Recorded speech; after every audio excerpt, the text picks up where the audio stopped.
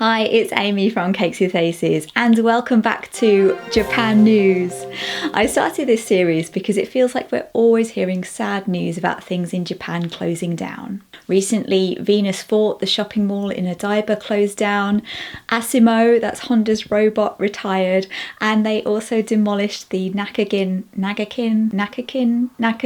capsule tower. And while it is really sad to see these things go, there are lots of new things opening up as well. And I thought it's just more positive to focus on them and all the things we can look forward to in the future.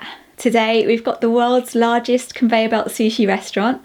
We've got some updates on the Studio Ghibli park, a new Gundam theme park, and lots more. I really can't wait to show you some of these places in person when I can get back to Japan and film some more travel vlogs one day. But until then, I'll keep bringing you new Japan videos every other Thursday. So if you want to catch more Japan news videos like this one and lots of other ideas for your trips in the future, subscribe and hit that notification bell. First, we've got the world's largest conveyor belt sushi restaurant. It's Kura Sushi at the Skytree in Tokyo, which is on the east side of the city. There's not just the Skytree there, there's also a shopping mall at the base of it and an aquarium. Kura Sushi is a chain in Japan. It's pretty similar to most other conveyor belt sushi restaurants. It's pretty cheap and it's got all the dishes you expect on the menu. And this is their new flagship store. It has 2 stories and seats up to 277 people. Although given that most restaurants, especially in Tokyo, are quite small, it doesn't really need to be that big to be the biggest one. It looks really spacious, clean and modern, decorated all in white. The seating looks quite private with these little curtains. There's booth seating as well as the regular counter seats at the conveyor belt. It's decorated with various photo spots. They definitely had Instagram in mind. And in the windows, there's all these coloured lanterns that light up in rainbow colours. So it's modern with a touch of traditional design. The special thing about Kura Sushi is you collect your empty plates, feed them into a machine, and in return you get a gachapon capsule with a little prize. At this flagship store, there's a larger, special deluxe version of the machine with a big display. It looks like some sort of gachapon pinball machine. There's also a shooting game where you can win capsule toys. Kura Sushi seems to be going from strength to strength. In 2020, they opened their previous flagship largest store before this new one beat it. That one's in Asakusa at Asakusa Rocks, which is a shopping mall. Asakusa Rocks. That one also looks really large, clean and modern with a wooden design. It's really bringing conveyor belt sushi up to date. That one also has some carnival sideshow games. They call the concept sight eating, which is a combination of sightseeing and eating. Basically what you do on holiday. Then after that, in 2021, Kura Sushi opened a new flagship store in Harajuku. It seems like every store they open is the new largest flagship store. At this one, to give it a touch of Harajuku style, all the staff wear pink uniforms. And they have a special menu item. As it's Harajuku, they have crepes, which are the official food of Harajuku. They've got some sweet crepes and they've got some savoury ones. Now you know how I feel about savoury crepes. I think they should only be sweet. Here they've got sushi crepes. These ones have tuna or pork and sushi rice inside, a bit like a sort of pancake temaki. Tell me what you think of that in the comments. Would you try it? And also, is this it? Or is Kura Sushi about to open another world's largest flagship store next year? Next, and also in sushi news, another conveyor belt sushi restaurant chain in Japan, Sushiro, is planning to open lots of new restaurants abroad in the USA. They currently have 626 restaurants in Japan and 64 abroad in Asia, and they're planning to grow their business massively over the next few years. They said they want to take on McDonald's in the United States. Now, I don't know about that. That does seem a bit ambitious, but they're planning to increase their overseas restaurants to 700, so they have as many abroad as they have in Japan. So look out for Sushiro. It might be opening up near you. And if you want to see what it's like, there's a video from when I went there. It's in the Japanese food playlist on my channel. Next, we've got train news. At this hotel in Tokyo, you can drive a Shinkansen bullet train in the lobby. Well, a simulator. It's at the Hotel Metropolitan Edmont in Iidabashi in central Tokyo, and it's there until March 2023. It's decorated like the Tohoku Shinkansen, which runs from Tokyo to Hokkaido. It looks like the Hayabusa, which is the fastest one. That's the one I took when I went to Hokkaido to go to the Sapporo Snow Festival. The simulator's almost life-size, and you can drive it at its top speed of 320 kilometers an hour. There's 2 levels. The first one's like a tutorial which gives you some help, and then there's intermediate level, so you can drive freely all by yourself, using all the switches and levers and displays, just like in the real train. Or you could just go to an arcade and play Densha to Go and drive the Yamanote line train, although that's not quite as fast as the Shinkansen, so it might not be as exciting. Next, I've got something for you if you like teamLab Borderless. There's another company that makes digital art experiences just like teamLab, and they're opening a permanent exhibition. If you've never been, this sort of digital art uses projection mapping, lights and music to create really immersive experiences, and sometimes they're interactive. Like at teamLab, sometimes flowers grow where you're standing, or you can see the water flowing around you. It really is something different, and because there's no words, it goes beyond any sorts of language barriers, and it's nothing highbrow or artsy, so I think anyone could enjoy it. It's just an interesting, immersive experience. This other company is called Naked. I don't know why.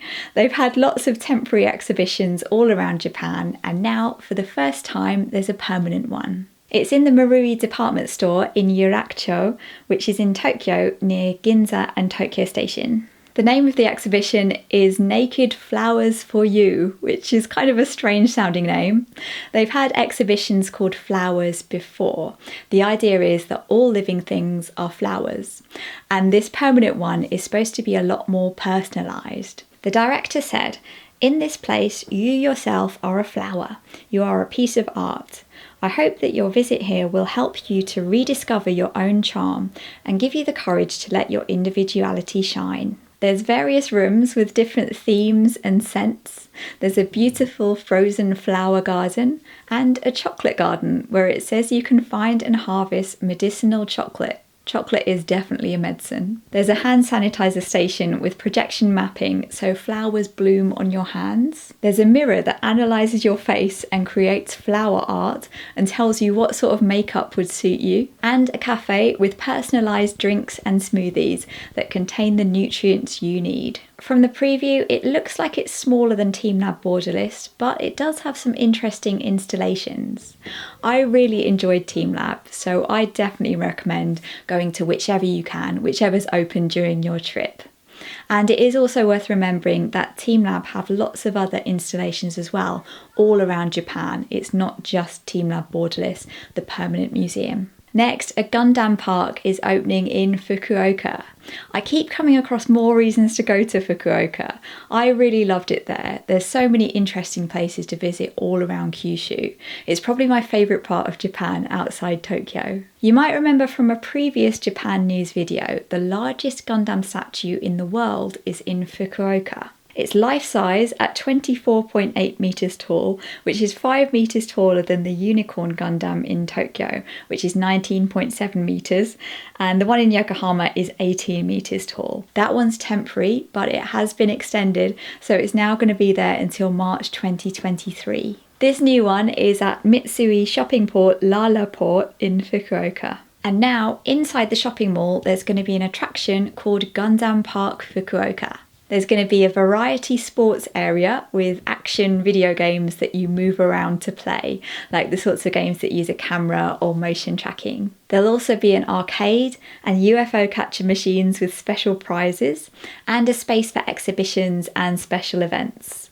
Of course, there'll be a shop and an area where you can build plastic model kits. Next, pumpkin news, and I'm afraid this is a bit of sad news. Remember last year, the beloved giant pumpkin in Shikoku got swept away by a typhoon.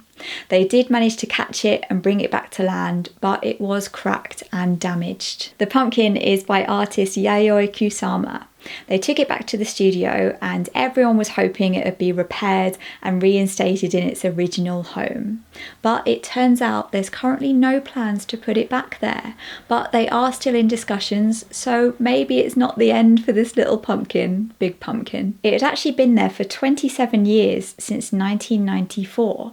So what do you think? We all love the pumpkin, but is it time for something new to take its place instead? Tell me in the comments. If you're sad you missed this one, there are other places around Japan where you can see Yayoi Kusama's work, including a pumpkin just like this one at Fukuoka Art Museum.